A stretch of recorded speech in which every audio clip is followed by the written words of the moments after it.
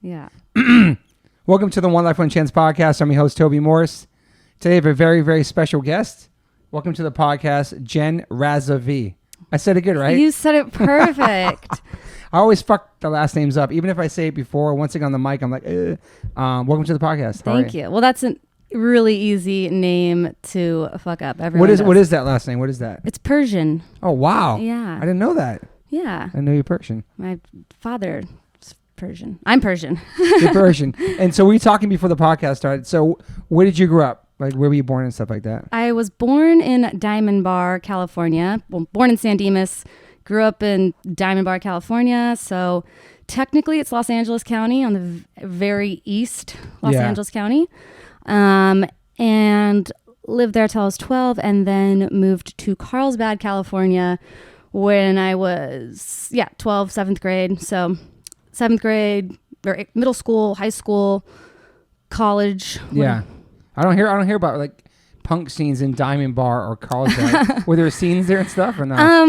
Diamond Bar is where I really first got exposed to it. Okay.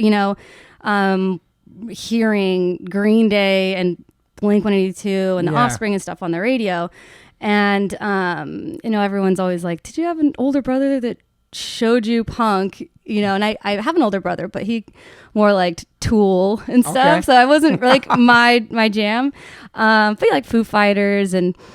But I remember hearing Green Day and Blink on the radio, not knowing that was punk, but saying to a friend, I like those songs. And someone's like, you like punk.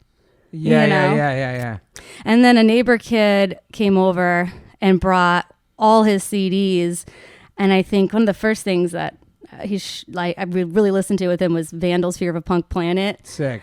And so that was my first introduction, but I don't know if a scene because I was too young. And How old were you then when you first heard that stuff? I mean, like 4th grade. Wow. I remember Dookie when I was really young, on cassette. A friend had it. But again, I didn't know the difference between like what I was listening to on the radio or on this cassette. Yeah. But it wasn't till I got to Carlsbad in 7th grade that I just completely dove into it.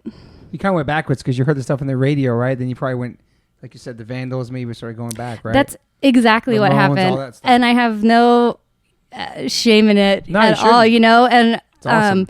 I learned so much through being a 7th grade girl and Blink-182 being the thing.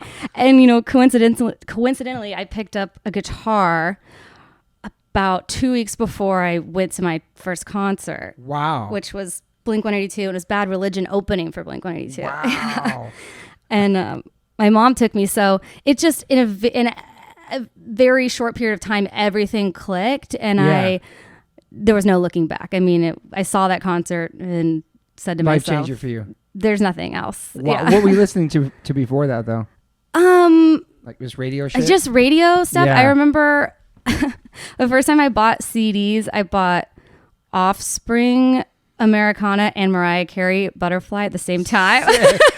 That's amazing. So I just, didn't really know. But before that, I think it was the Lion King soundtrack or something like that. Yeah, you're super young. Yeah. I was born in 87. So I always say for the genre of punk that I really identify with, or most identified with when starting the Bombpops, I always said, I wish I was 10 years older, because I graduated high school in 2005. 2005, okay. And I don't know. Yeah.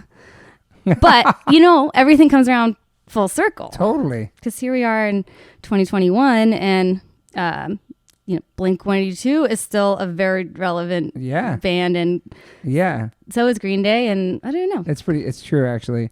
And a lot of those bands, like people gave them shit back then for like, whatever the year punk broke and punk rock sold out, but a lot of those bands really trickled down and helped all of us. You know what I mean? Totally. Like, especially Offspring, because we were on Epitaph and they like changed the game being Offspring, and like all their success helped out other bands. So like I was happy for all those bands, Yeah. I mean, I was an adult living through that, so I don't know, but I'm thankful that it happened because back then, before the internet, when I was discovering music, I don't know how I would have been exposed to that. And like I was kind of ambivalent to other music before. I didn't love anything. I liked certain songs on the radio or the top 40 you kind of like, but I remember hearing those songs and the feeling it gave me. Yeah. And I didn't even catch the name of it, the band sometimes, because that's how it was, just kind of like radio's background noise. And then you hear that song and you get pumped. And then I remember someone telling me, you like punk. Yeah. And then I would tell people I like punk, and someone said, "Well, you like pop punk?" I'm like, Yeah. Well, okay, I like pop punk. Then I don't care. Like, you know. All the categories. So, what made you pick up the guitar? Like, was it a certain band? No, it was my dad played guitar, awesome. And it was that I moved from Diamond Bar to Carlsbad. Yeah. During 7th grade. So I started 7th grade in one school, one city, moved to Carlsbad, and that was the worst time to move as a kid, yes, you know? For sure. And I came from Diamond Bar, you know, a suburb of Los Angeles, and we had uniforms, which was great. I loved because you didn't have to worry about what you wore to school. But when I wasn't wearing a uniform, I remember my favorite shirt was a Labrador Retriever shirt that I got at PetSmart, you know, and I just didn't know. And then I got to Carlsbad in 7th grade went to school in La Costa, that part of Carlsbad. And the girls in 7th grade were wearing makeup, had Coach bags. I didn't know what Forever 21 was, but I found out really quickly. Damn. And thinking, you know, okay, well, the Labrador Retriever shirt doesn't fly here. Guitar, your favorite shirt. The Reebok don't fly here. I gotta figure it out. But luckily, I had, I don't know, music and the whole scene of that too is how I shaped my style. And I don't think it's changed much. Just since then. Yeah. So, did you feel pressure? Obviously, moving and going to that new school, right, in that new community. Yeah, I don't know. I just didn't want to be a part of it. I just really wanted to figure out my own thing, I think. Yeah.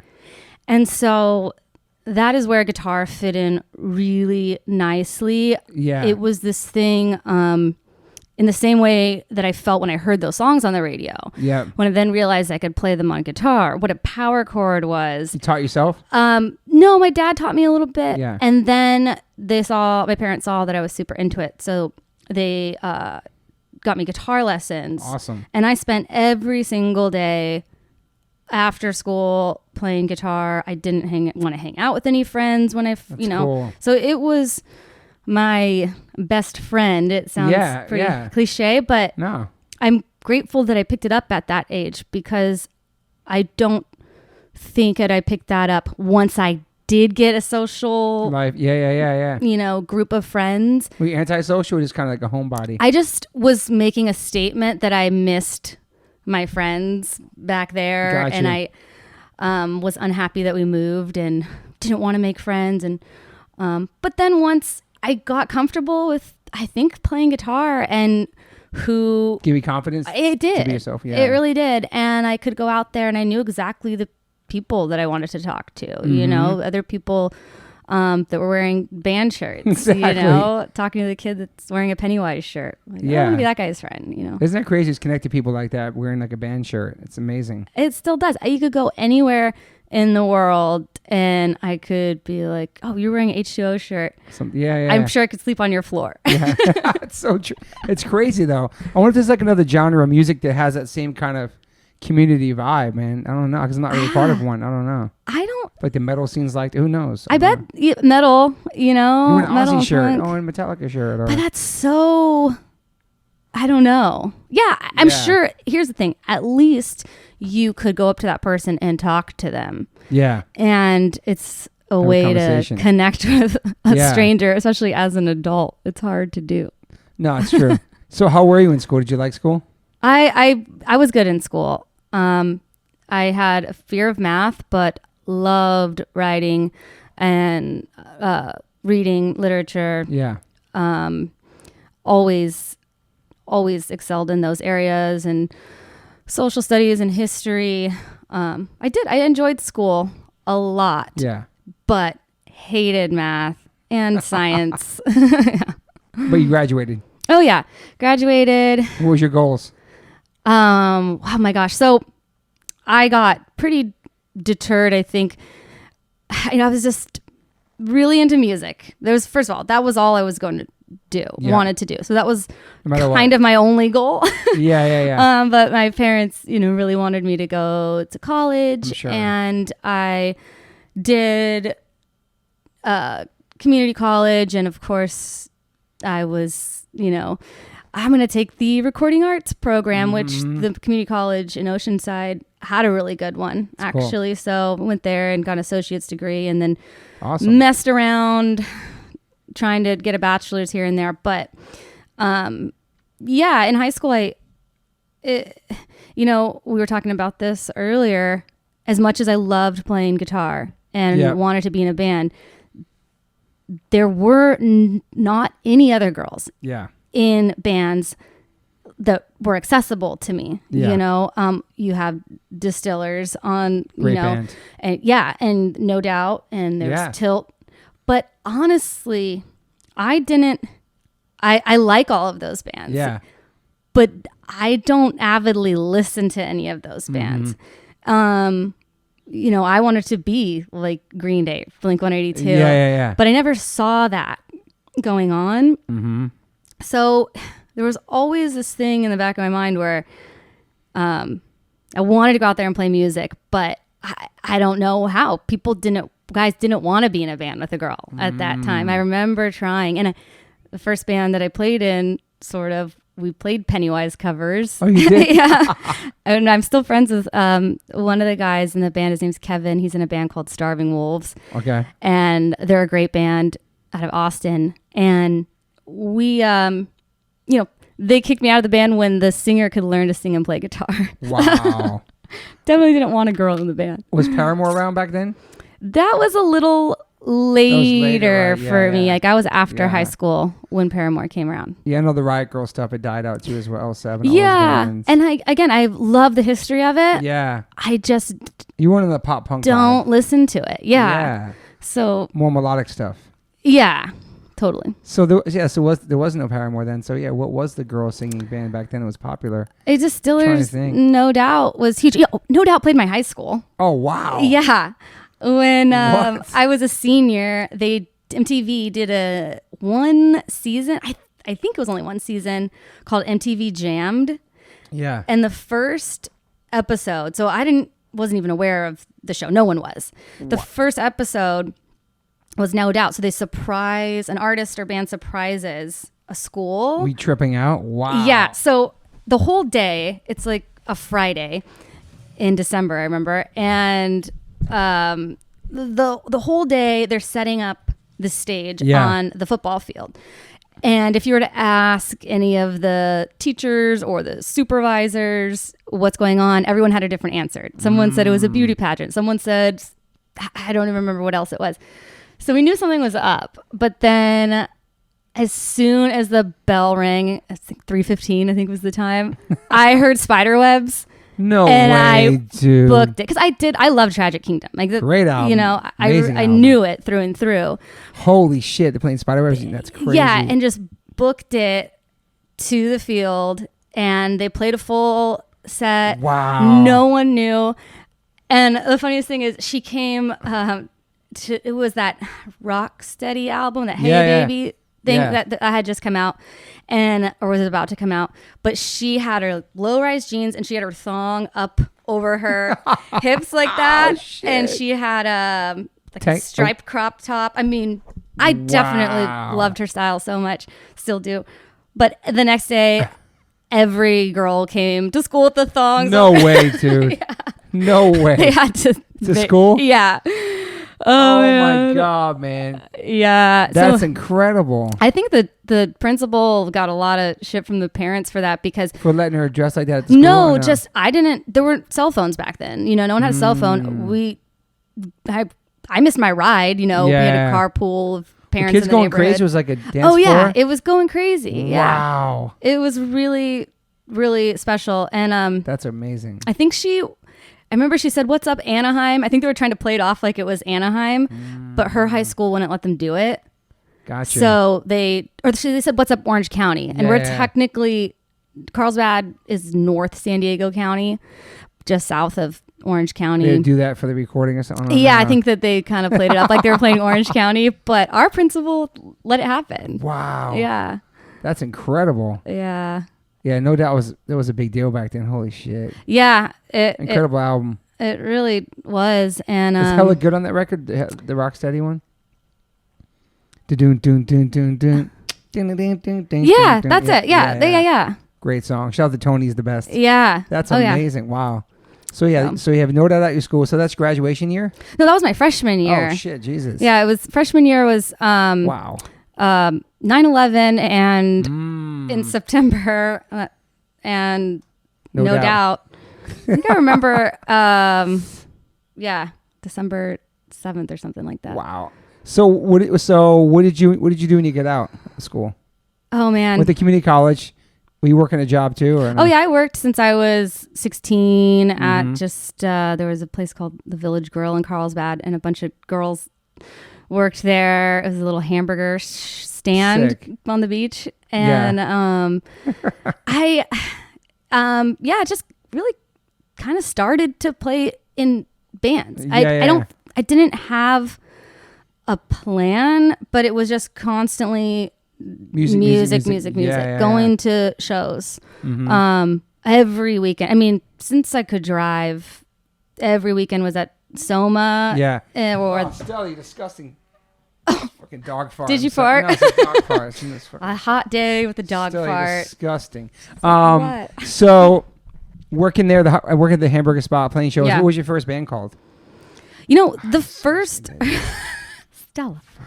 Oh, it came to me. Get the fuck out of here. Stella, on the table, man. You're being rude. Oh. So, come here. Ooh, please, man. You're farting. Have Well, a guest here. It happened. It's okay.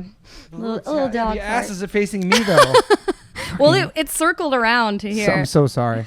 Oh, Such that's a okay. rude. You're supposed to be the fucking Stella. She's looking at you like she doesn't You're supposed to care. be super respectful, mascot. Hey, it's okay. I smelled it again. All right. It's okay. I like a lady that farts. Okay. But not like that. But that's pretty foul. Okay, where are we at now? What was your first band called again? So, the first band in middle school, we called ourselves Split Nation. Sick. Yeah. And then after that, I wasn't in a band. So I can really say that my first band was the Bombpops. Okay. But I did, how I met Polly was through this rehearsal studio because I was out of high school. Yeah. She was in high school. I met her first. She was 13, you were 18 or something? Yeah. And I remember seeing her, again, hadn't ever seen girls with guitars. Yeah. My cousin played guitar though, but she did not want to start a band. She was a really good guitar player actually, and she really liked Led Zeppelin. Okay. Like, her two favorite bands were Led Zeppelin and NSYNC. Nice. And she knew how to play every Led Zeppelin song. She could play all of the Jimmy Page leads and stuff, but she did not want to play in a band. Like, performing wasn't what she wanted to do. Okay. So I did know a girl that played guitar, but when I saw Polly at that studio, I was there renting like a rehearsal room. Yeah. And with some friends trying to start a band, but she was taking guitar lessons, and I saw her she was playing a red BC Rich Warlock. Nice. And I'm just like, who is that little blonde girl? But she was too young to hang out with, Yeah. I was out of high school. And then I saw her around a bunch, and then I remember seeing her roll up in a car. She was driving a truck. So I thought to myself, okay, she's 16. I can talk to her now. Like, perving on her. And then, she played in a band with the teacher. Okay. It was students were in the band, and he was a trip. He loved like 80s hair metal, like Cinderella was his favorite band. So he wrote these crazy songs that got our chops up pretty good. Yeah. And they needed a bass player, but I don't play bass. Yeah. And that's the only time I've played bass. But so technically I was in that band with her. We were called the Vodka Dolls. And the Vodka Dolls. But that was his band, Dolls, and we just joined it. And we did play a couple shows. But that's how we started the Bombpops. Okay. You know, we pulled her aside and just showed her a lot of the stuff that I was listening to. Were you writing songs then? You were writing your own stuff? I was writing songs, but I never showed them to anyone really. You know, I had written a few songs. Yeah. And then I showed her one song that I had written and recorded in my recording arts class in community college.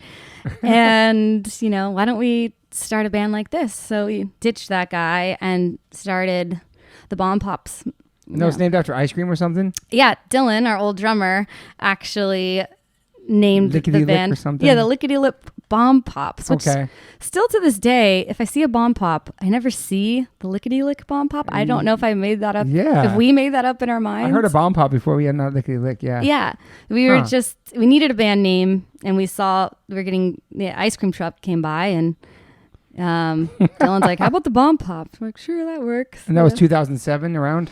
Yeah, Polly and I started writing songs in 2007. And we wrote just every day. We would hang out, play guitar, and write songs for like about 6 months so that we could play her Battle of the Bands.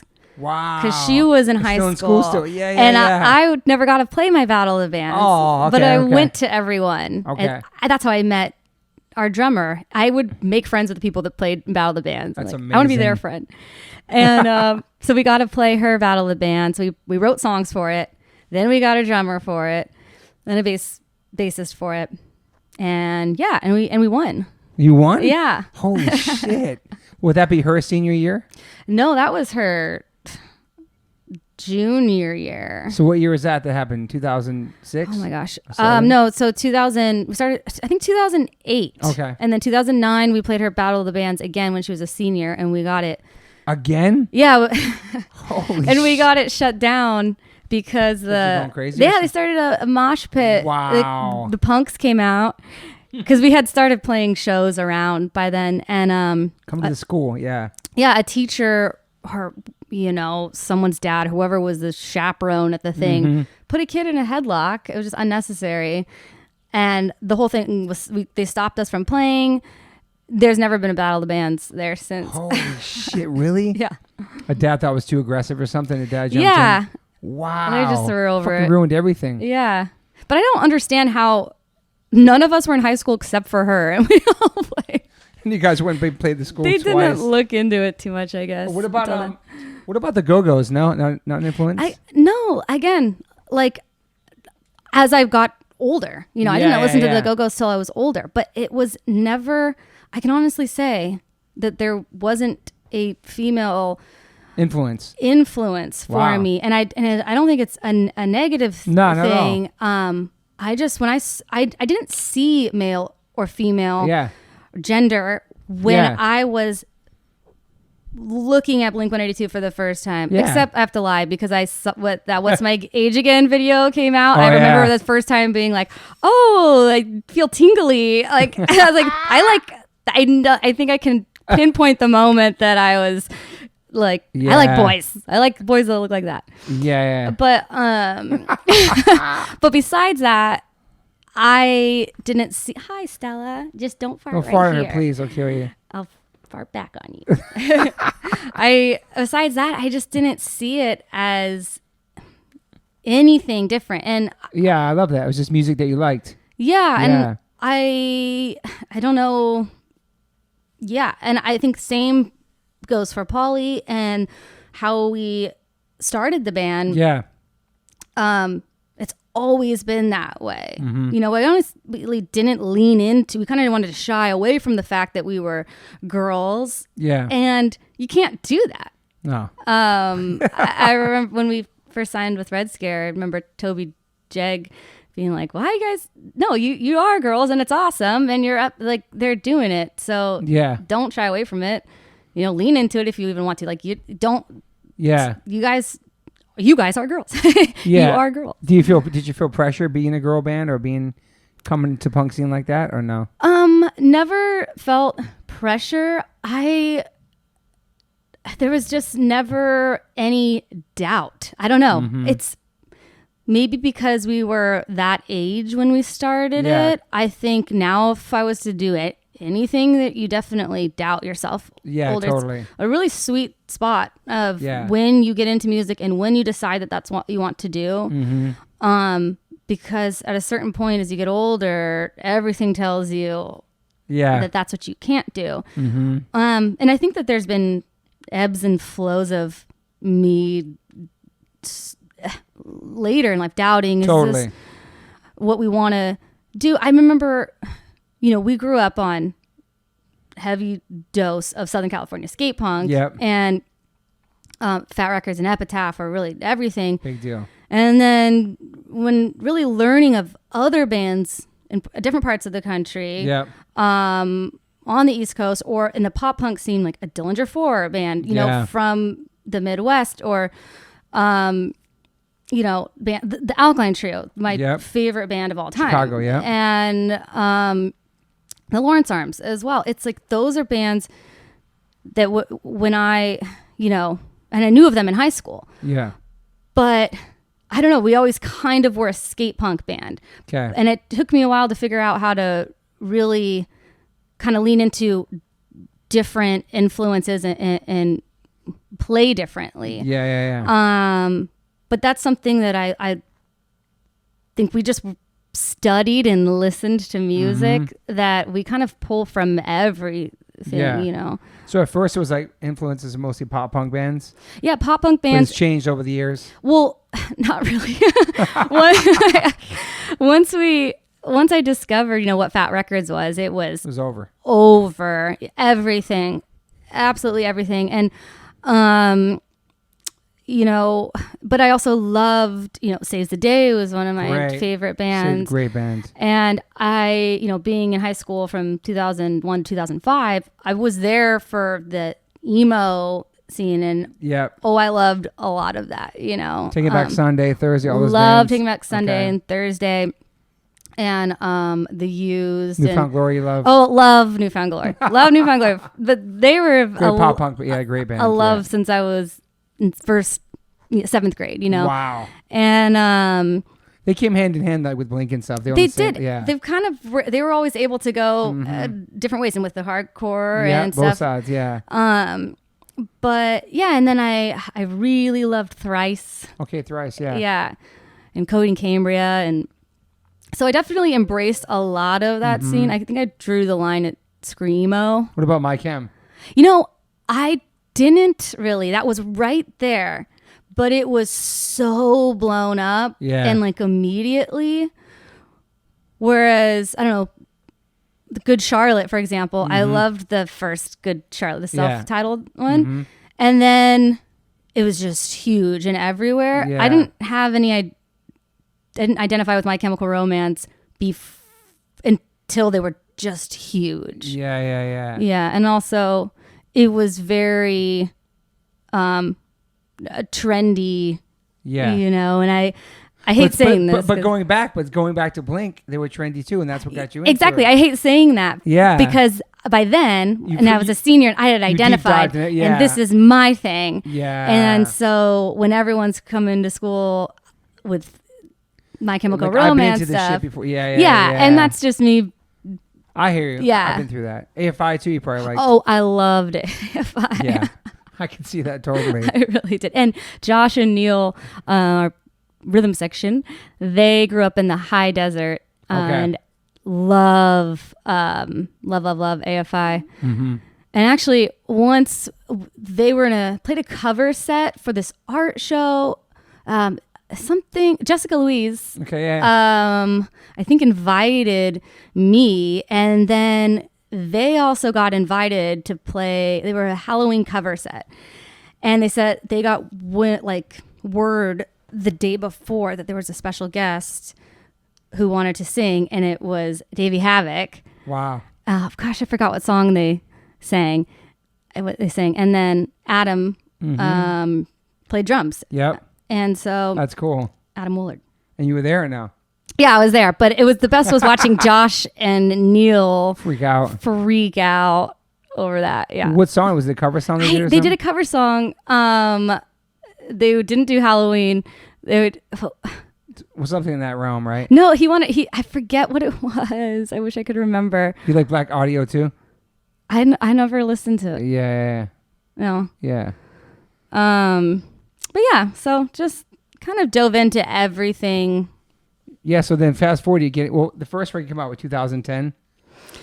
Like I Care. Yeah, we had 2 EPs on Red Scare, and then we had several lineup changes. Yeah. And we had a self-titled, or self-released EP, and then Fat Records came along much later. We've been a band longer than it seems, kind of, Yeah, because you have Still the TV EP, Can of Worms, Mm-hmm. right? As the EP too. Yeah, so 3 EPs. And then Fear of Missing Out was the album. And the Fear of Missing Out was the album. 2017.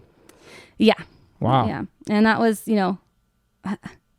I used to have a Fat Records button, that I would wear all the time, and I just wore it every day. I'd put it on every outfit. This is before you signed to them. Oh, before, yeah. I think before the Bombpops, and I just knew I'd be on Fat Records. I don't know, or you put that out there. I just put that out there. I don't think I woke up one day of my life not thinking about it. Wow. I don't. Really, was that a goal for your band, you thought? Oh yeah. Okay. And Paulie and I growing up, more or less together, playing music, and then aligning with Josh and Neil, who have grown up together. They've known each other since kindergarten. Yeah. Have played music together since they started playing music. 11 or 12, and they're the perfect rhythm section. And they grew up on Fat Records. Okay. So having 4 people come together that have this one love is a pretty unique thing. Yeah. So what year did that happen? So that was, when did you guys get signed to how that happened to Fat Records? 2017. Well, so we weren't on Fat Records, but we really became close with NoFX and a lot of bands on Fat Records that kind of like the new school of Fat Records, Teenage Bottle Rocket, and the Flatliners, and we would go and burn CDs and hand them out. Sick. And at Warped Tour or festivals or shows, Paulie and I, and I don't know, somewhere along the line we got introduced to Kent. And, we knew Kent was the guy. So we would... NoFX's tour manager, sound. Yes, right? Kent Jameson. And so we would, just harass him. And I think he kind of, thought it was funny. And at one point we saw him and he said, okay, I've got a gig for you guys one day. And I think I got his email and emailed him. Wow. And everything. And Paulie's dad plays golf. And there's a pro golf at a golf course, and I think we used that. We knew Kent golfed, so we're like, tell him we can get him golf. It definitely we used every angle. He's like, okay, what's up? And so then we opened for NoFX several times. We we played with Bad Religion early on, which was incredible. I remember it's like thinking, a dream for you. I remember thinking nothing else could happen, and I'm fine. Damn. And so. Yeah, we became kind of weirdly close with NoFX. I don't know if they just thought that we were, what are these young girls? We looked really young and just kind of, I don't know. We were always lurking around. And, so early on, Fat Mike was super cool to us. And he, so we would send him stuff that when we recorded it. So we sent him these those 2 songs, on the Can of Worms EP. Yeah. And we worked with a producer on that with Lawrence Katz from the Boss Tones. Oh, nice. Lawrence rules. And cool. We sent that to Fat Mike, and we just were sure that, they'd want to sign us. And he always responded. So, which is kind of a leg up on some things, because you always want Fat Mike to listen. Do you know if he does listen to a lot of stuff, but pays attention. He wrote us back and said, this is good but not great, keep working at it. Wow. And then at one point you guys bummed at that response? No, we were stoked that he said it was good. Because he says what he thinks. He definitely doesn't hold back. And at one point he told us, this is in 2012, so this was before that, he said, hey, you guys are great kids, but I think I want Tony Sly to produce you. And so he had this vision for Tony Sly to come in and help us with our songs. Who is that? Tony Sly from No Use for a Name. Okay. And which is one of my favorite bands. Okay. And that was like gonna happen, and then Tony Sly passed away in July that same year. Damn. So, and we played with Tony Sly at Punk Rock Bowling that year, and I heard that name. Yeah. Wow. So that was kind of, you know, so that didn't happen, and then we just kept on doing our thing. Oh, yeah. But then when we decided to make this full length, we love our band. I don't know. We write songs that we like. So we recorded it, and with the intention, hey, well, of course we're going to send it to Fat Mike if he likes it, if Fat Records likes it. Yep. Because they all have a say. Yeah. There. And Aaron and Mike have to like a band for it to totally be on the label. And if not, you know what? Someone will put it out, or we'll put it out ourselves, because we just had that confidence. So we did it, and when it was all mixed and mastered, and we sent it to Fat Mike and Fat Records, and Fat Mike said, "Congratulations, you made a perfect album. It'd be my honor to put it out." Wow. And he just called us, and holy shit, that's amazing. Yeah, so it was literally a dream come true. Wow. Yeah, just getting that phone call. Were you freaking out? Was it like? Yeah, I always remember thinking, because I knew that we'd be on Fat Records. I don't know. Where would we be when we got that call? Yeah. And I happened to be in Italy at the time. Oh, shit. Because I played with a band for a summer in Italy, a Venetian band. Okay. Called Rumatera. And that's a whole other thing. But I was over there, and... What is it? What's the name of the Venetian band? Rumatera. So they're a Venetian band. Which means what? Venice, it's the region of Venice. It's called Veneto. So it's the northeastern part of Italy. Okay. And the Venetian is a dialect of Italian. Okay. So they sing in Venetian, which is different than singing in Italian. And they're actually one of the only bands that does it. That's not kind of a traditional... And you had to learn how to sing like that? No, I didn't learn anything. I just played guitar. Okay. Yeah. The whole time, I didn't know anyone. I didn't know the language. Wow, stripped out. How long was that tour for? I was there for 6 months, but... 6 months? It was, yeah. Holy shit. But it was only 30-something shows, because... they just tour that region, and they don't play, say, a festival like Punk in the Park or Punk Rock Bowling, or even over there, what are the ones down, any big festival in Europe. Yeah. They play the town's festival. Every town in Italy. Town Square or something? Yeah, they have a summer festival. Wow. From May to September, they play like the Gnocchi Festival of Cazzago or so wherever. Is this people walking by shopping and stuff? No, that's just they played like 5,000 people or more. And it's the event of the summer in that town when this band comes and plays. And how did you get that gig? Oh, I met them at the Redwood Bar when I was playing with another band that I was in for a while called Payoff. And they needed to bring back a guitar player. They wanted to bring an American guitar player to be in their band, to show them the Italian dream. And the whole thing was sponsored by Aperol. Okay. Aperol Spritz, which is a cocktail that's the cocktail of the region. It's really popular here now too. Yeah. It's a wild gig. So yeah, I happened to be, we recorded the Bombpops album right before I left, because we hadn't really done anything. We did a couple EPs and just kind of waiting around to see like what to do. Yeah. And then I decided to go there, and like, who knows what's going to happen.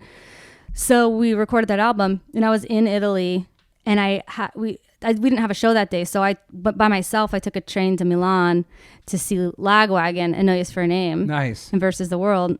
And it rained so hard that day that one band played, Useless ID played 2 songs, and then stopped Lagwagon, and the whole thing was canceled. Damn. So I was hanging out with Lagwagon and Useless ID when I got the call from Fat Mike. Wow. And he called Paulie, and we did a 3-way call. So it was pretty surreal to be there with Lagwagon and Useless ID, and couple fat bands in Italy. Yeah. And later, Yotam from Useless ID produced our next album. Okay. So it's just really full circle stuff. So you've been on the how many records you have in Fat? 2. Okay. Yeah. So that's amazing. It's been great being there in a whole different world, it's right? like feels like your dream a family. come true, that kind of thing? Like it totally is. It 100% is, and I love everything that they do, the way that they operate.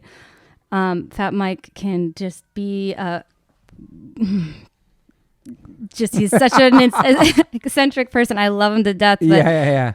You know, he's Fat Mike, but he does things like no one else does. Yeah. You know. So this was your one kind of goal and dream to be on Fat Records, and that's happened.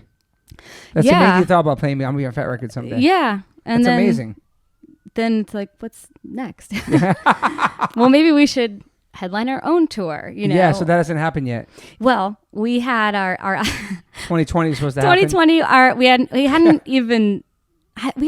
We've sold out a few shows here and there in LA and some places, but we normally are a support band, and our album came out Friday the 13th of March 2020. Our record release tour was supposed to happen on the 15th or 16th, and we had most of the tour was sold out. Damn. We were seeing our name, and we were headlining and sold out. That's exciting. On most of this tour, and it never happened. So does it move to next year or something, or no? That tour, we haven't even really. You should do it again. Put it up. Yeah. People are buying tickets fast right now for shows. It's just people are excited. Yeah, I mean, we can talk about it because we're playing Punk in the Park Punk together. In the Park, May 29th. May 29th in Arizona. I'm excited. First show ever in a year and a half almost. I mean, what do you think it's going to be like? I'm nervous. I'm anxious. I know they're going to sell 4,000 tickets and a 10,000 cap. That's what they're doing. So it's at, not full capacity. Yeah, 4,000 is still great, though. That's great. It's going to be hot as fuck. It's outside. Dude. It's probably going to be a barricade. I'm not going to probably hand the mic to the crowd like I usually do. Because not right now. That's too soon for that because I'm a germ collector. Yeah. But it's exciting. This is a great lineup. It's us, you guys, Voodoo Glow Skulls, Strung Out, Face to Face, Pennywise. Yeah. Who else? Good Riddance. Good Riddance. Slaughterhouse, who I never heard of. Yeah, I haven't either, but I like that because there was a rock band called Slaughterhouse. That was a hip hop band. What? Oh, because we're usually the opener. Yeah. So it's like, oh yeah, there's someone. Thank you, Slaughterhouse. Yeah. No, that's the first show back. It's exciting. Man. I'm so excited. Outside, it's gonna be. I think I'll cry. I don't know what it's gonna feel like. I might cry. Yeah. Definitely, it's gonna be an emotional thing. When's the last time you played a show? Well, we didn't play any show since in 2020. So the last show we played was November 2019. Damn. With Save Ferris. Wow, I remember Save Ferris. Yeah. Great band. You know, it's at that place in Irvine or in Garden Grove. There's an amphitheater, and then there's a place called the Locker Room. Yep. And inside the Locker Room was Youth of Today. Is there a gnat in here? There is. It's okay. No, it's okay. It's my dog farting a fucking gnat on you. Maybe it's me. It's a fucking Animal House in here. The Locker Room's dope. Were you there at that show? Nah, I played it before. It's a great spot. I had no idea. And it's a sick spot. It was they were playing really the same cool. time as you? Yeah, so we were playing the amphitheater. Wow. And then, I mean, I've never been there. The amphitheater's gorgeous. It's great. But it's also kind of weird because you stand up. It's an interesting spot, yeah. But it's beautiful and the sound is really great. And then, but the Locker Room, I was like, well, I want to play here. It's a dope spot. All ages. It's hot as fuck in there, too. Yeah.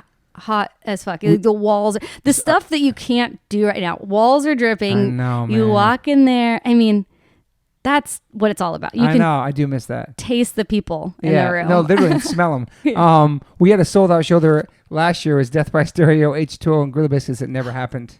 Oh. So now I heard, I can't say it on here. Yeah. I heard it's happening this year. The same show. Oh, Outdoors. I hope it is. It's a cool show. At the amphitheater. Mm-hmm. You can move it into the Locker Room. No. And then my birthday shows from last year are all this year. So October 7th and 8th in New Jersey and the 9th in New York. So are you celebrating your 51st now? Yeah. Oh, your 50th was last year. Lockdown. You skipped the big 5-0. I know, man. Happened to a couple of my friends. It was kind of weird. Yeah. I sat in my yard and then my wife had all my friends come by in the cars and honk the horn at me and shit. Oh, I know. That's sweet, but that makes me really tear up. I know. I'm excited to play music. I don't know how it's going to be. I think people are super excited to get out and see live music, man. It's so healing. I think it's going to be interesting for a band like H2O because people are in your face. Yeah. You know, people really want to get up there and share their spit and jump on me and headlock me and all that stuff. Yeah. Because at one point, you know, you want that, and I think you forget. Because I played a acoustic show at Alex's bar. Yeah, how was that? That was very emotional. It was roped. They have a great setup outside, by the way, and so it's little stage. It's roped off. And they did a good job of capacity. Yeah. But I saw a group of fans of the band and some friends. And once I walked in there, I saw them. I started crying, tearing up. But I don't think I'd have been comfortable. I'm fully vaccinated and was then. Yeah. It's the only reason I felt good about it. Because as much as... Are you masked up on stage singing? No. No. I do that. Yeah. And, but you're masked at your table. Or not at your table. If you get up. Yeah. But that's the thing is you have a couple drinks and forget, or you get up and I don't know, you just get excited to see someone. I know. And you stand up, and that's what it was. I saw those people. I remember thinking, I'm not going to hug anyone. Yep. And then I hugged them all. I know, man. I'm saying that now. I'm not going to give the mic to anybody, but dude, I don't know, man, what's going to happen in the moment, you know? Yeah. It's exciting.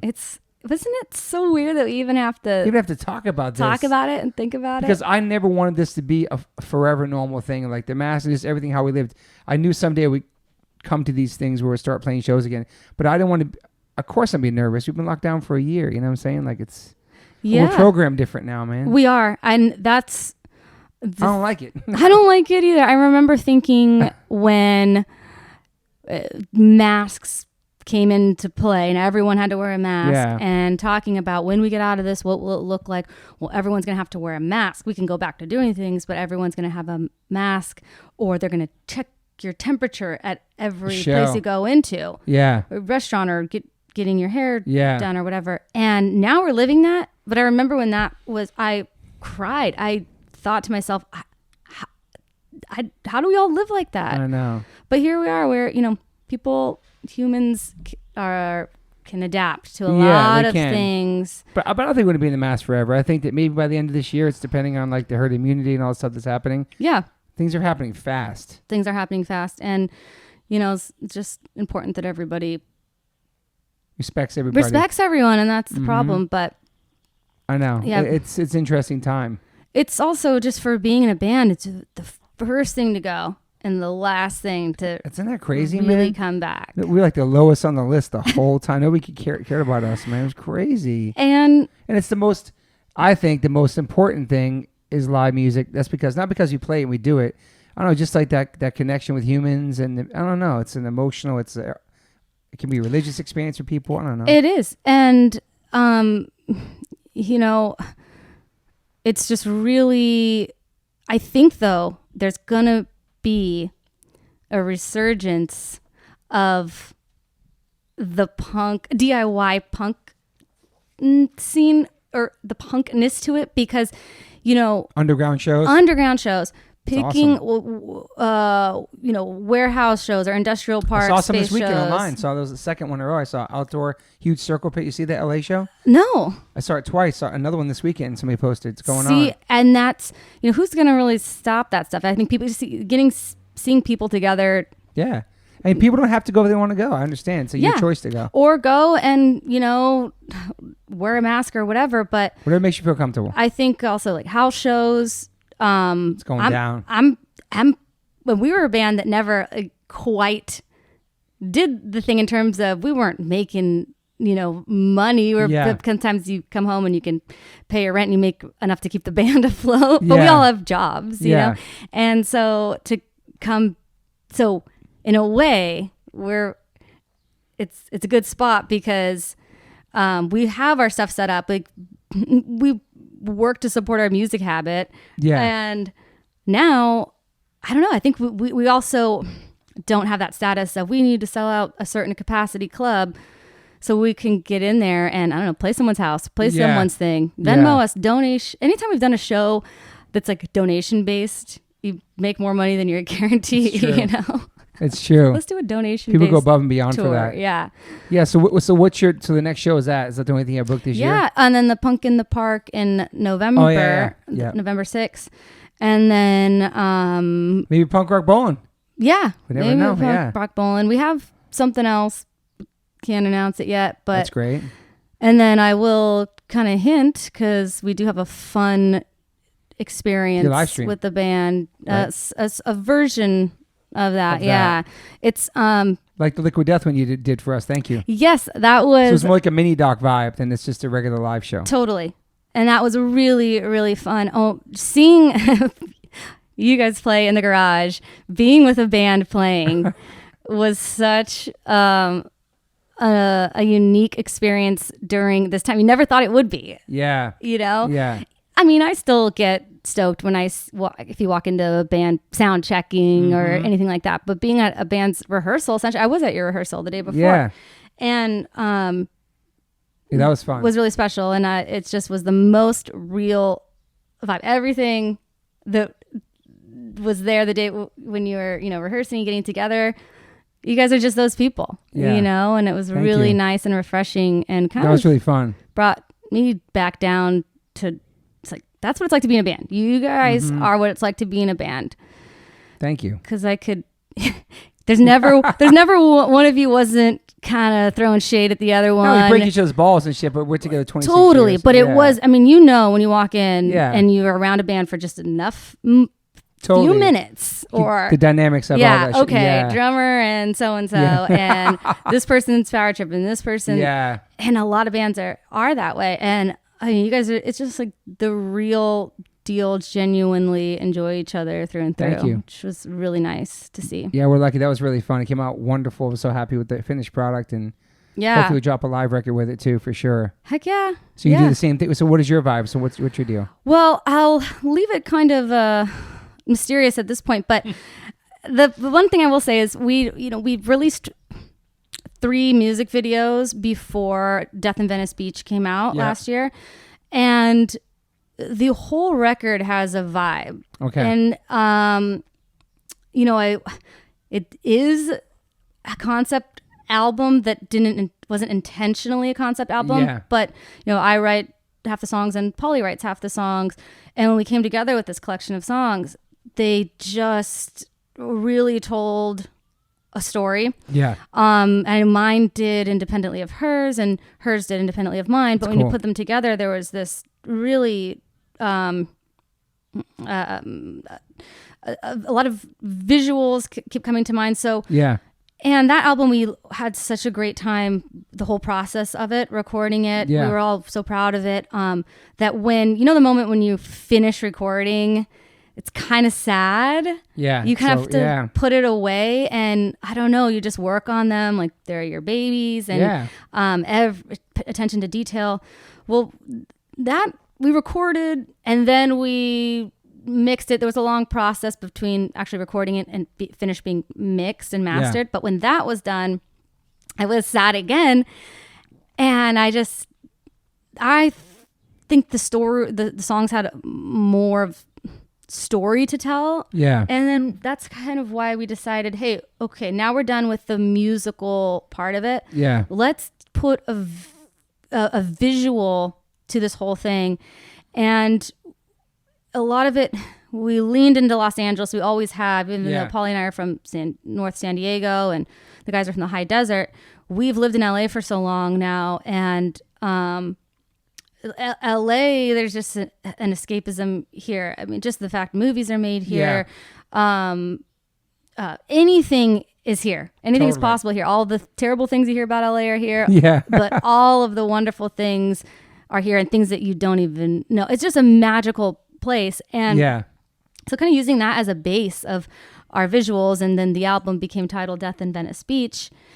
So tying that into a visual storylines, and they each video has a different story, and one for the first song is loosely based off of Mulholland Drive and David Lynch type feel, and then the second one, that's Notre Dame, and the second single, Double Arrows Down, is a song about Polly's struggle with type 1 diabetes, which she has. Yeah, and so it's a really personal song. Nobody sings about diabetes usually. That's no, amazing. That's cool. It's a really misunderstood disease because of type 2 diabetes, which you can develop later in life from a lot of times poor lifestyle diet. Yeah. But type 1, you're born with it. You know, there's no and you have to have insulin. It's for life. Wow. And so, but a lot of people don't know that. I don't know that really. Yeah. So there's a lot. If you just eat, if you don't eat sugar, if you eat well, or if you exercise, then you won't have diabetes. It's like, no, it doesn't work that way. Okay. So it's an internal struggle of hers, and it's great that we were able to bring it to light with that song. Yeah. But so we wanted. She's kind of this thing where she's in a hospital type room, but we're like, how can we, because every story has the whole band in it, these little kind of like movies. And so for that one, we have her and she's in this place that she can't get out of, and medical type facility nightmare basically. So we then take it to we wanted to incorporate movies in all of these things. And so we took it to like a heist level. Okay. It's like, what if we have to bust her out of this place? Mm-hmm. So, I was the mastermind, and Neil is the tech. So he does the hacker, and then Josh is the getaway driver, and we pulled from all these different movie scenes. So it's awesome. And then the third one, for Zero Remorse, we did a kind of like Kill Bill type of vibe thing. So it's there's a heavy James Bond thing, heavy like faster Pussycat Kill vibes. Cool. And we had the Safari Inn too. Was that you there? Oh, that was our photo shoot that we did there. So True Romance Hotel. We just wanted to lean into that. I love that because a lot of people, I don't know, if you're an LA band, can you claim like an LA band? There's great LA band, punk LA bands, but you also kind of get, I don't know, the Sunset Strip and all this stuff. Yeah. So we wanted to just, and going back to that thing about not playing up being a girl, like let's play into it, let's just go there. And it was a lot of fun just dressing up and kind of putting another spin to it. So same way with the H2O live stream. Yep. Having it, I don't know, not feel like you're playing to an empty stage. Exactly. That's the main goal, and having a cool location. But we also wanted to tie in a little bit of escapism and fantasy. So that's why, I can't really talk about our location or anything, but good. It's really cool. And Ben Pierre directed it. Shout out to Ben, who did ours too. Yeah. Lovely human. Yes. And there's a lot of special things that we did. So you've seen it? It's all done now? You've seen everything? It's not. No. Okay. Yeah. And when do you think it's coming out? Very soon. Yeah. Very soon. So if you want to just follow our socials, we'll be talking about it soon. But that's exciting, right? It's really exciting. And, we haven't done much. So it's nice to be fully it's like a piece of art you put out. So I feel like we did the stream. We put something out there, like something. Totally. And people have a more appreciation for these things now. In the same way, here we are, like we are musicians, but now we had to become content creators in 2020. Totally. It's like, you're good. You're great. Cause you've a fun presence on Instagram. You're yourself. You're real. You have your podcast, which is yourself, and you're real. And your family is a part of it, and your friends, like we know all of your friends, know? Yeah. I think that you did really well, but you've always been doing that. Trying. Yeah. Thank you. Before the internet. Yeah. But I think it's like, I don't know, people want to be involved, but think about some bands that don't have that, especially older bands that have been around a long time. And it's like, oh, now you have to do shit on my phone. What's social media? I have to make these videos, and then there's TikTok, and then there's this and that. It's a lot to keep up with. Yeah, and we're not movie makers. We're not. We're music makers. Yeah, band. Yeah, so it's true. It's been hard, and you know what? All of that stuff is fun, like the music videos, the photo shoots, and all this stuff. But music videos and photo shoots, like the stuff behind the scenes. It's filling a void of not playing live. Yeah, but that's only worth it when the payoff is playing a show. Totally. So when you're constantly built up, creating and doing this, and you're doing all of this work, but you never get to do the thing. Mm-hmm. It is weird. It's draining and frustrating sometimes too. Yeah. I don't know. You just feel exhausted. You do. It is mentally draining. But now we're playing live and next month. I can't believe it's next month. I know. I can't believe it. It's weird to announce a show and my drummer's booking a flight and we're gonna get rent a B&B. We're gonna rent like a crazy B&B with like a pool and oh my gosh, 10 that's rooms. a good idea. We're gonna have like a crazy house. We're gonna rent for 2 nights. Because the day before, me and my wife have our 25th anniversary of marriage. Oh the day my before. gosh! So we can't fuck up that. Are you gonna get the True Romance? We did that before. That was wonderful. Me. That's so cool. people listening in California, you can rent the True Romance Cadillac. Oh my gosh. The actual Cadillac, the purple one. It's pretty cool. I love that. Instagram. Instagram, True Romance Cadillac. That guy's awesome. He used to have a True Romance festival as well. It was awesome. Oh, really? Mm-hmm.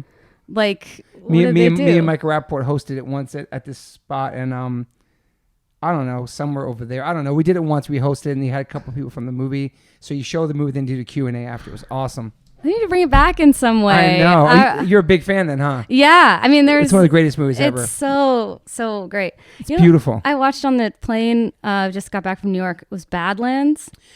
You know what's so crazy? My friend told me yesterday, he's like, I'm going to go watch Badlands tonight with my friends. I'm like, I forgot about the movie. I looked up. I was like, oh, shit, I need to watch this again. It's the same music from True. Yes. So it's from that. Wow. I didn't know. Is Badlands a good movie? It was good. I really liked it. I need to go back and rewatch that. I like the fugitive, like Natural Born Killers. Yes. Again, that was. Have you seen California? I watched it because you put it on your story. Really good, that was really good. Julia and I love Lewis David Duchovny too. Yeah. And fucking Brad Pitt's character. Oh my god. You should do more movie recommendations. I'll do more. I haven't watched movies lately, but I fell off. But yeah, I'll do some more. Yeah. Something Wild? No, I haven't seen it. Oh my god, Ray Liotta's first movie. It's with Melanie Griffith. Okay. And it's a love, violent. Ooh, I love it. It's like True Romance vibes. Okay. It's incredible, man. Oh man, I'm gonna watch it. And Ray Liotta looks my wife thinks he's so hot. Like he has the fucked up face, but he's so young and looks like Elvis vibe. Okay, watching that. It is really, really great. So the California one, Something Wild, True Romance. What are some other? You have any other favorite movies? Oh man, it's so hard. Favorite? Well, LA Confidential. Oh yeah, it's a great movie. Yeah, but also the James Ellroy books as well. I listening to them on audiobooks because there's just too much. I do read a lot. Okay. Yeah.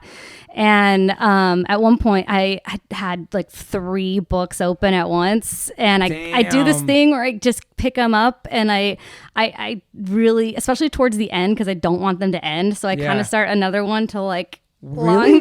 So you never finish it kind of for a while? Well, yeah. I mean, sometimes I'll just knock them out, but I started getting that habit of that, and so at that point I had 2 going, and I really wanted to pick up the James Ellroy. Oh yeah. The LA Quartet's 4 books, and LA Confidential's, one of them. It's based off of the 4. Okay. So, and Neil, in the band, he listened to them on audiobooks. He's like, and I'd never ever listened to audiobooks before then, and I just was like, okay, I'm gonna do it. And yeah, I was hooked on the first one. The first one's a Black Dahlia, and the second one is a Big Nowhere, and they're great. But yeah, so LA Confidential is like a love. Can watch it over and over. Fargo can watch over and over. That's right. It's great. Yeah. So I just think of movies I could watch. But you said Black Dahlia. You watch a lot of murder stuff? I like crime drama. I've definitely gone through phases of watching serial killers documentaries and stuff, but it's not really that. I don't know. I like the crime drama of like a Mystic River or something. Great fucking movie. That's the movie. Is that Sean Penn? Yeah, I think so. Movie. I think so. Wow. Yeah. I haven't seen it in so long, but that's heavy, another man. one. So heavy. There's a lot. Yeah. Of The Departed. I love The Departed. Man. How about The Town? You seen The Town? I haven't seen The Town. Okay, it's the same directors, I think. Okay. It's in Boston. I haven't seen The Town. Bank robbery type shit. Yeah, love it. It's kind of what I'm into. Wow. So here's a question. Do you have any regrets in your life? It's hard. Not regrets, because I really do believe, even at times in my life where I think I was doing nothing, or I was, fucking around, and just feel like I didn't have as much ambition as I did in other parts of my life. Yeah. All of those moments led me to some type of discovery. Yep. And sometimes you need that, and you need the fucking up. I agree. Wish I hadn't, like, in high school, I was a great student, junior high school, and was playing guitar all the time. And then, sophomore year, senior, really just wanted to party, smoke weed. Like, I smoked a lot of weed, and I really wish I hadn't, because I don't anymore. I can't at all. So you kind of wild out then? I was just smoking weed. That's I think, right? And that's the thing that, I just kind of, that and like hanging out, going to the beach. And there's a year or two there where I wasn't playing guitar. I was just hanging out, which just, I don't hang out with any of those people anymore. I don't never stay in touch with them. Being a kid. And I don't, so I can't like regret that. I just wish that I had leaned more into what I loved in school, which was reading and writing and literature. And I wish I had gone to school for that, because at the end of the day, it's like, just get a bachelor's in literature, just say go to school and you had to read a bunch of books. And I guess that's my only thing. But again, everything happens for a reason. It happens for a reason. Yeah. Everything got you to this moment, this podcast. Everything led me right here to Stella farting on me. Do you have any daily rituals?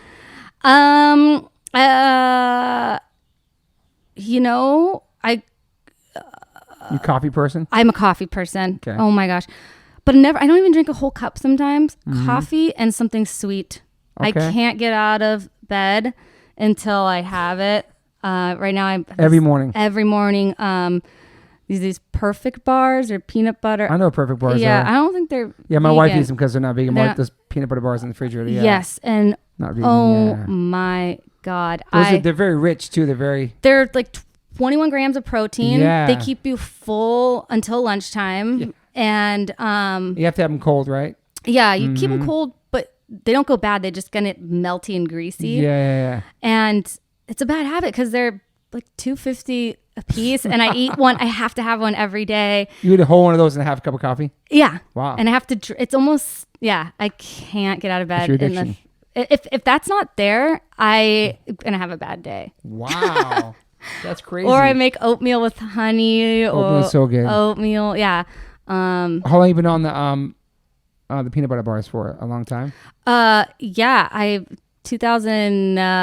end of 2018. Damn, girl. Wow. Perfect bar. Just the peanut butter one? No, the peanut butter one, almond one, and the coconut one. Okay. They have some other flavors. I'm surprised they're not vegan. They're so close to being vegan. It's so weird to me, man. I know. I wonder. I looked at them before. I was like, these look so good. There has to be, and I'm just recently like, I need to make these, something like this, because this is just too much. Yeah. Costing a lot of money. You should do that. I had a dream about it. About making them? Yeah, like peanut butter, like rolled in sugar. I don't know. You could do that. Wow. So again, would you have a top 5 favorite bands? I know that. Would Bad Religion be one of them? Yes, I would say Bad Religion. Number 1 is Alkaline Trio. I'm just not. What up, Skeeves? Gonna deny it. Okay. Love it so much, and I know it. Life changer. That because there's not an album I don't like. Okay. That's how I really, and how often I listen to it. Yeah. It's all the time. And Bad Religion for sure. Descendants. I think Descendants is the second one to me. They're as mine well. for sure. Original pop punk shit. That's like the West Coast, and then there's Ramones East Coast. Yeah. Like the melodic, catchy punk rock. Yep. Yeah. Love songs. Yeah. I mean, I'm just a Coffee sucker for farts. it. Yeah. Totally. My whole thing is based off of that. And then I'm Blink-182. I respect that you put them in there. Such an influence to me, and I still listen to that all the time. That's amazing. That's part of your life. It is. Yeah. Wow. And Green Day too. So I'd say those are that. Like the ones I don't.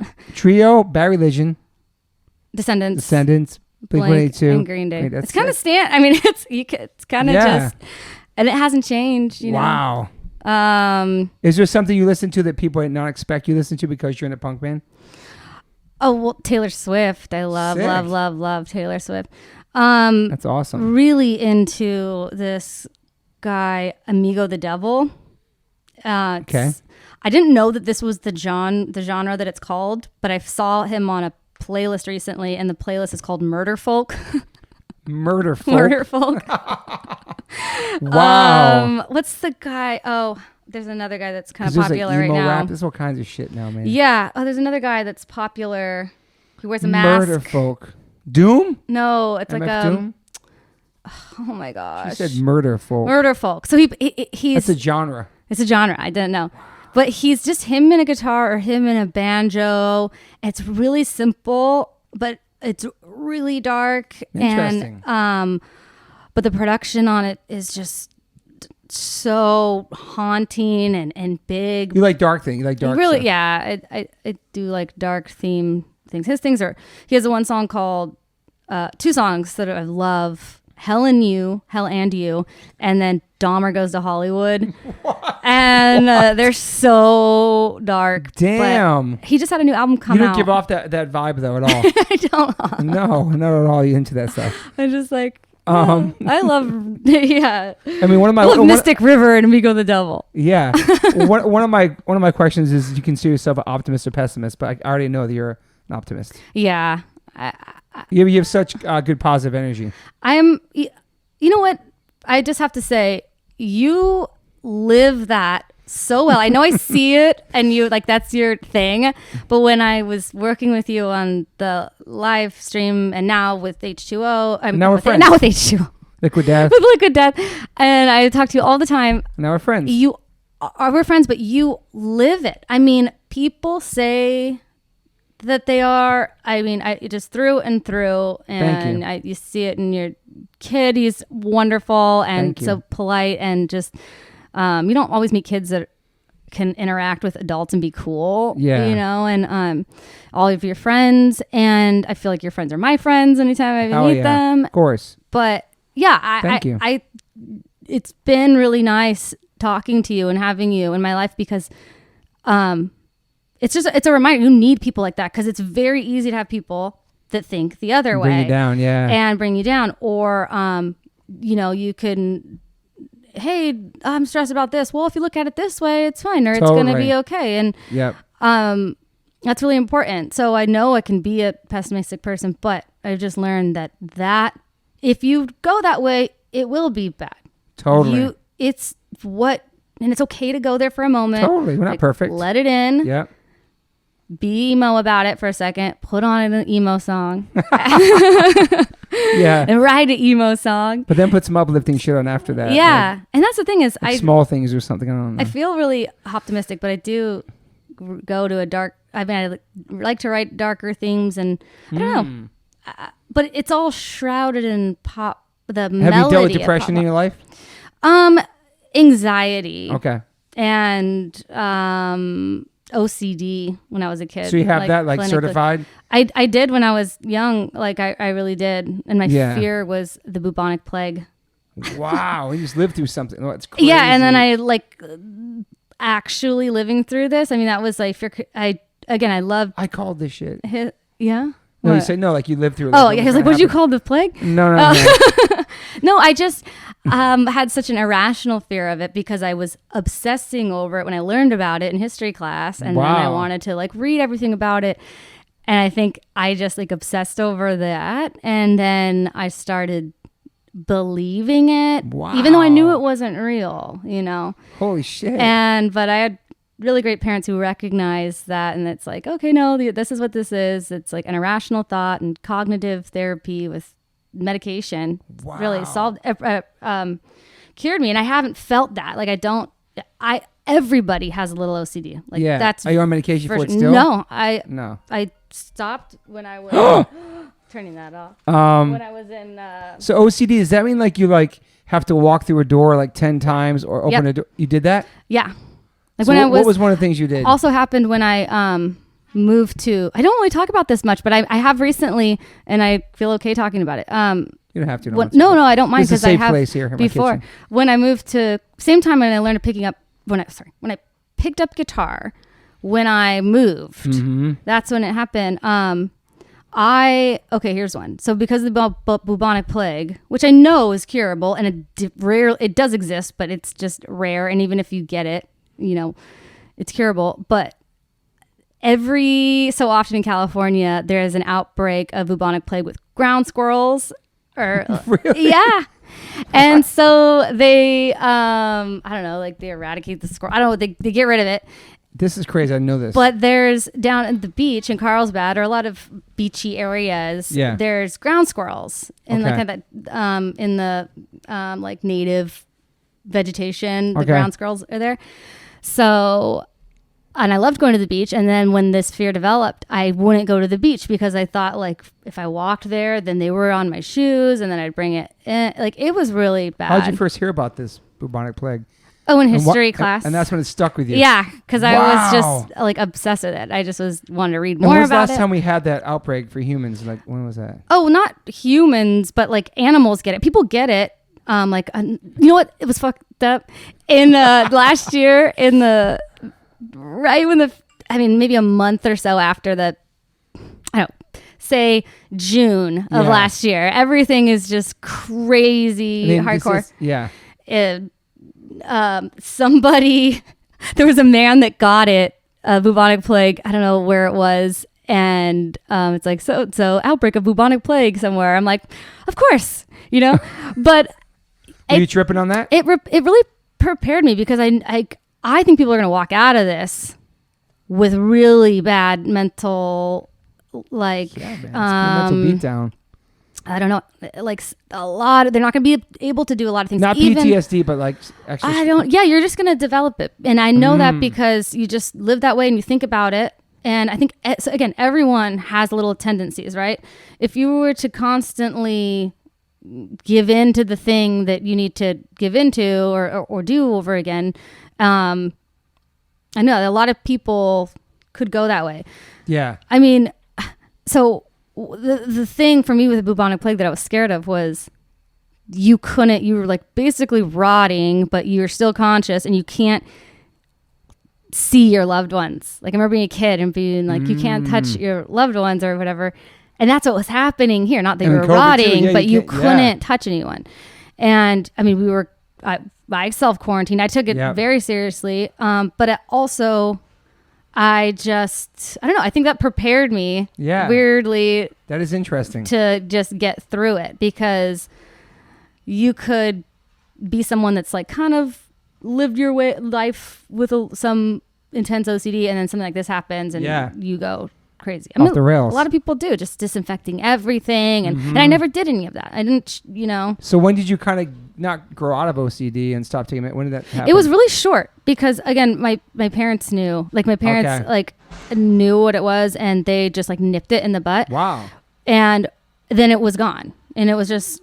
That's amazing. And I think, though, I really feel for people that have mental... Yeah, man. I remember, watching that show Hoarders. And I was never... That was never a thing that I don't identify with that. Yeah. But because people don't understand it, and it's like they have to. Yeah. I think it takes being there in some capacity to really understand like mental illness, or people just tell. And I have not been depressed. I'm anxious, but people that are depressed, I get it. You can't just tell someone to, hey, get up, PMA. It's not going to work for them. It's not going to work. And it's a lot of therapy, and it is medication.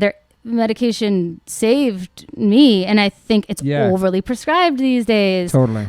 But I think with the right help, unfortunately, it's hard to get the right help. So can you imagine being a kid and your parents saying, oh, you're crazy, stop doing that, you're stupid, don't do that.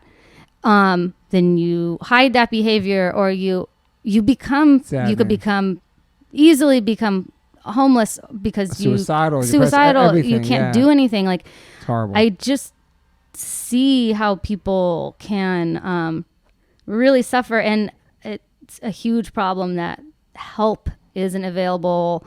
And now it's just like, Here, take these pills. You're fine. Yeah, because you can't just take the pills. You have to have you have to have therapy, and you have to find the right therapist, and sometimes the right pills. There's so many of them. And some Different of those doses, can all have that. adverse effects that are just as bad. And I had it easy. I think I really did.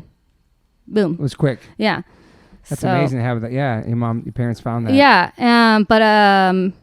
So that's an interesting thing that I don't normally talk about. But No, I appreciate it. Your parents seem very supportive. Yes, they are. And as much as, they really wanted me to do school and college, and I did, but they always were like, that's the thing that you're doing. Yeah. And I know that my dad told me recently, a few years ago, he's like, I'm just so happy that you are so happy and that you do this thing that brings you so much joy, and you found a way to make it work and have a career that's parallel to it. Yeah. And because a lot of people, I don't know, that's the thing, it's a hobby, but it's also just it is my life, Totally. And so he told me once, he's just very happy as a parent to know that his children are doing the thing. They come see you play, your parents? Yeah. My dad Awesome. used to come to like every show in San Diego, and I was like, you don't have to come to every That's show. amazing though. Super supportive. Yeah. Wow. So the next thing coming out is the sort of like you call it a live stream? What are you calling it? Wait, I don't even know what we're calling it. Yes, but I mean, here's the thing with the live streams is that like people are like, are they live or are they pre-recorded? They're almost all pre-recorded. It's everybody. all pre-recorded. Yeah, man. If you're and you see there, I've seen a few those ones at Studio 4. I think the Bouncing Souls did one, the Menzingers did one. It's the only live ones I've seen. They're great, but pre-recorded. But we're playing live. Like, you're getting the live thing, which is what you don't get on an album, And hey, we're not out there playing shows. So what makes you think like why pretend? That's the thing with like the H2O one. Yeah. Why are we pretending? No one wants to see it. It's actually to me, the saddest thing. You were playing an empty venue. No one's. Why do the whole live? It's only fun playing live. It's hard to go off by yourself in a room, man. When nobody, it's hard. I don't go off I barely practice with my band. I barely go off at band practice, so that's all it was. Yeah, we don't go off at band practice, but where we get off on is the live shows. Is live audience. Shows and like a performance. So when we put this into like a performance piece, and then we were able to kind of think about a cinematic way that we wanted to do it, that got us like excited. Totally. But it's not making a music video, because when you make a music video, you're not playing. You're lip syncing and you're pretending to play it. Exactly. It doesn't matter if you play the wrong chord, you can like pretend. 100%. So this one's I'm excited to see it because I remember you guys filming it and where you guys went. Yeah. It's cool. So. And then May 29th, we have a show. May 29th. I'm excited. So excited. And then what else? Where can people find you? Online. Well, YouTube is a great one to discover us, actually. You have Patreon too, right? Yeah. And yes, thank you. My Patreon that I started during quarantine has been the thing that's kept me playing music consistently. Wow. I've played guitar more consistently through this time than I ever have in my whole life, except for maybe when I started playing guitar in 7th grade, 8th grade, 9th grade. Every single day, playing acoustic, learning, playing with a capo, which I had never done before.